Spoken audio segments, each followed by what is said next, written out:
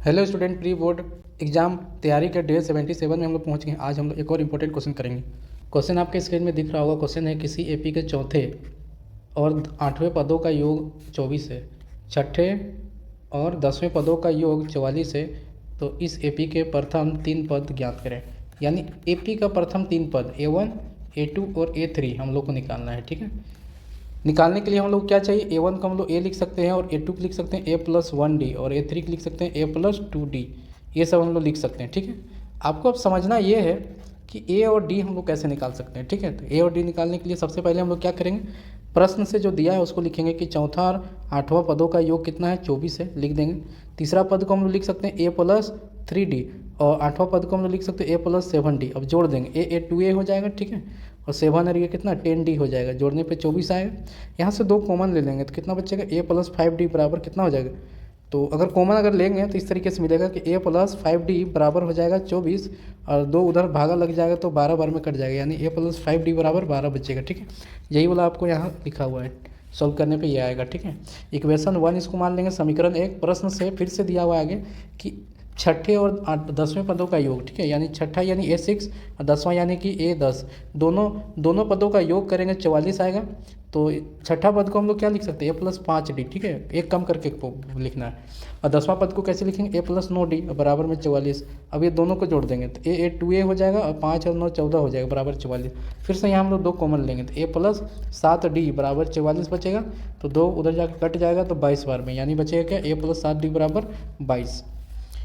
इसको हम लोग समीकरण 2 मान लेंगे। ठीक है, इसको हम लोग समीकरण 1 और समीकरण 2 से है ना, अब क्या करेंगे, दोनों समीकरण को हल कर देंगे। तो यहाँ लिखना है समीकरण 1 और समीकरण 2 को हल करने पर तो दोनों ही समीकरण को हल कर देंगे तो क्या मिलेगा।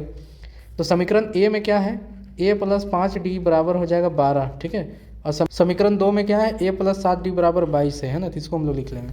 अब यहाँ से हम लोग सॉल्व कर लेते हैं। तो यहाँ से हम लोग साइन चेंज कर देंगे तो प्लस का माइनस हो जाएगा, प्लस का माइनस और प्लस का माइनस हो जाएगा। ठीक है, तो ए से ए तो पूरा कट जाएगा। यहाँ से 7 में से 5 घटाने पे माइनस में 2D बचेगा, इधर 22 में से 12 घटाएंगे 10 बचेगा।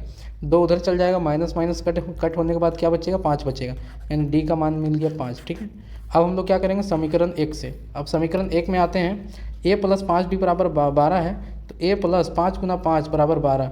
तो डी की जगह में कितना है, 5 है ना, तो डी की जगह में 5 है तो 5 रख देते हैं डी का वैल्यू। तो 5 बचे 25 हो जाएगा और उधर जाकर माइनस में 25 हो जाएगा, घटाएंगे तो माइनस में 13 आएगा। ठीक है, यानी ए का वैल्यू आ गया हम लोग पास में, ए का मान आ गया हम लोग पास में -13। अब हम लोग एपी के 3 पद निकाल सकते हैं। पहला तो हो जाएगा ए जो कि -13, दूसरा A+D करना है, यानी -13 और प्लस डी का वैल्यू 5 कर देंगे। ठीक है, तो यहाँ घटाने पे कितना बचेगा, -8 और A+2D करेंगे। ठीक है, एक जगह में कितना, -13 प्लस 2 × 5 है ना, कितना हो जाएगा, -13 प्लस 10 घटाने पे -3, ये इसका आंसर होगा। ठीक है, तो हम लोग एपी बना लेंगे तो क्या मिलेगा, -13 -8 और -3। तो ये हो जाएगा इस पूरा क्वेश्चन का हल। आई होप कि आपको अच्छे से समझ में आ गया होगा। ठीक है, समझ में आया है तो इस वीडियो को लाइक करके अपने दोस्तों के साथ शेयर कीजिए। इस तरह के इंपॉर्टेंट क्वेश्चन पूछा जाता है एग्जाम में। और अगर अभी तक आपने इस चैनल को सब्सक्राइब नहीं किया तो चैनल को सब्सक्राइब करके बेल आइकन को हिट कर लीजिए, ताकि इसी तरह वीडियो नोटिफिकेशन सबसे पहले आप तक पहुंच पाए। मिलेंगे हम लोग नेक्स्ट वीडियो में, तब तक के लिए जय हिंद, जय झारखंड।